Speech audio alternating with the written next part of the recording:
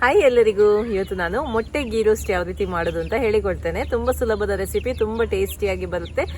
ಯಾವಾಗಲೂ ಮೀನು ಮಾಂಸ ತಿಂದು ಬೋರ್ ಆದರೆ ಈ ರೀತಿ ಮೊಟ್ಟೆ ಗೀ ರೋಸ್ಟ್ ಮಾಡಿ ನೋಡ್ಕೊಳ್ಳಿ, ತುಂಬಾ ಚೆನ್ನಾಗಿರುತ್ತೆ. ಓಕೆ, ಬನ್ನಿ ಈ ರೆಸಿಪಿನ ಸ್ಟಾರ್ಟ್ ಮಾಡೋಣ. ಅದಕ್ಕಿಂತ ಮುಂಚೆ ನನ್ನ ವಿಡಿಯೋಸ್ ಎಲ್ಲ ನಿಮ್ಗೆ ಇಷ್ಟ ಆಗ್ತಾ ಇದ್ರೆ ವಿಡಿಯೋಗೊಂದು ಲೈಕ್ ಕೊಡಿ, ವಿಡಿಯೋವನ್ನು ಶೇರ್ ಮಾಡಿ, ನನಗೆ ಸಪೋರ್ಟ್ ಮಾಡಿ. ಓಕೆ,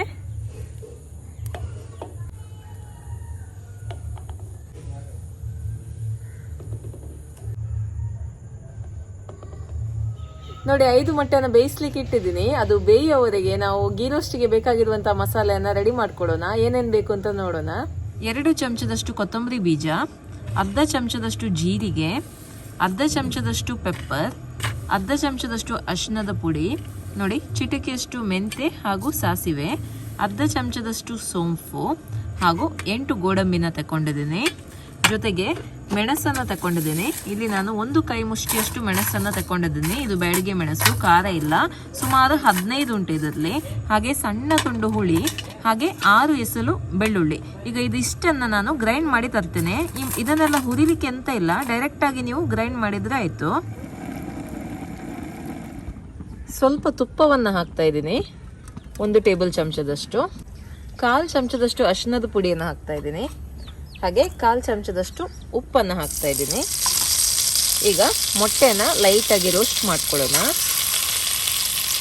ನೋಡಿ, ಮೊಟ್ಟೆಗೆ ನಾನು ಕಚ್ಚನ್ನು ಹಾಕಿದ್ದೀನಿ. ಈ ಥರ ಉದ್ದುದ್ದಕ್ಕೆ ಕಚ್ಚನ್ನು ಹಾಕಿದ್ದೀನಿ.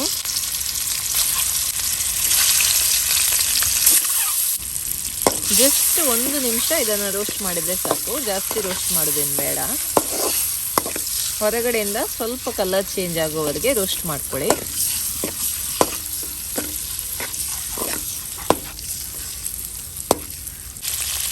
ಓಕೆ, ನೋಡಿ ಇದಿಷ್ಟು ರೋಸ್ಟ್ ಆದರೆ ಸಾಕು, ಇದನ್ನು ತೆಗೆದು ಬಿಡೋಣ. ನೋಡಿ, ಈಗ ಇದೇ ಕಡಾಯಿಗೆ ನಾನು ರುಬ್ಕೊಂಡಿರುವ ಮಸಾಲೆನ ಹಾಕ್ತಾ ಇದ್ದೀನಿ.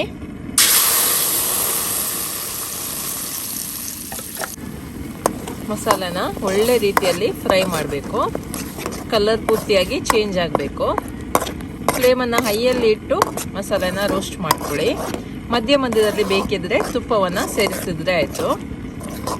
1 ಟೇಬಲ್ ಚಮಚ ತುಪ್ಪ ಸೇರಿಸಿದ್ರೆ ಆಯಿತು. ನೋಡಿ, ತುಪ್ಪ ಎಲ್ಲ ಮಸಾಲ ಹೀರ್ಕೊಂಡಿದೆ. ಹಾಗಾಗಿ ಈಗ ನಾನು ಸ್ವಲ್ಪ ತುಪ್ಪವನ್ನು ಹಾಕ್ತಾ ಇದ್ದೀನಿ. ಸೊ ನೋಡಿಕೊಂಡು ನೀವು ತುಪ್ಪವನ್ನು ಹಾಕಿದ್ರೆ ಆಯಿತು. ಗೀ ರೋಸ್ಟ್ ಅಂದ ಮೇಲೆ ತುಪ್ಪ ಹಾಕಲೇಬೇಕು, ಎಣ್ಣೆಯಲ್ಲಿ ಮಾಡಲಿಕ್ಕೆ ಆಗೋದಿಲ್ಲ. ಹಾಗಾಗಿ ಧಾರಾಳವಾಗಿ ತುಪ್ಪವನ್ನು ಬಳಸಿ, ಟೇಸ್ಟ್ ತುಂಬ ಚೆನ್ನಾಗಿ ಬರುತ್ತೆ. ತುಪ್ಪ ಹಾಕಿದರೆ ಮಾತ್ರ ನಿಮಗೆ ಮಸಾಲ ಟೇಸ್ಟ್ ಬರೋದು, ಇಲ್ಲಾಂದರೆ ಟೇಸ್ಟೇ ಬರಲ್ಲ.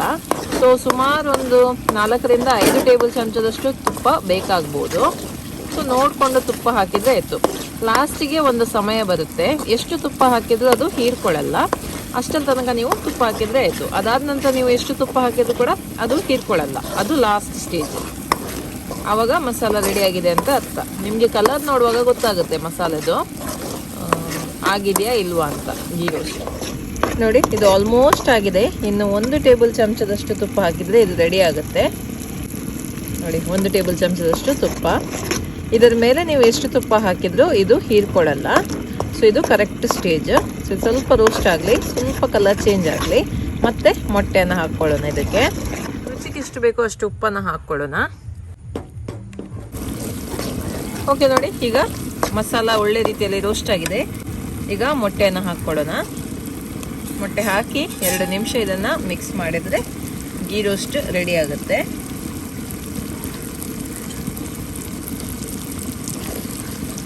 ಲೈಟಾಗಿ ಮಿಕ್ಸ್ ಮಾಡಿದರೆ ಆಯಿತು.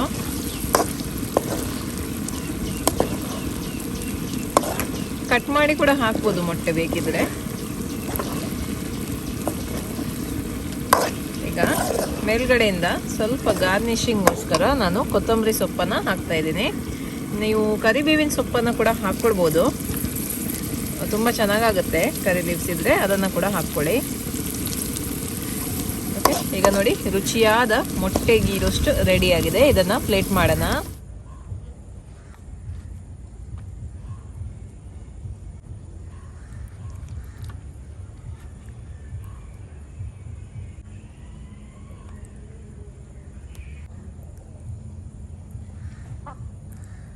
ಓಕೆ, ನೋಡಿ ರುಚಿಯಾದ ಮೊಟ್ಟೆ ಗೀ ರೋಸ್ಟ್ ರೆಡಿ ಆಗಿದೆ. ತುಂಬಾನೇ ಚೆನ್ನಾಗಿ ಬಂದಿದೆ. ನೀವು ಕೂಡ ಈ ರೆಸಿಪಿನ ಟ್ರೈ ಮಾಡಿ ನಿಮ್ಮ ಅಭಿಪ್ರಾಯವನ್ನ ನನಗೆ ತಿಳಿಸಿ. ಓಕೆ, ಬಾಯ್.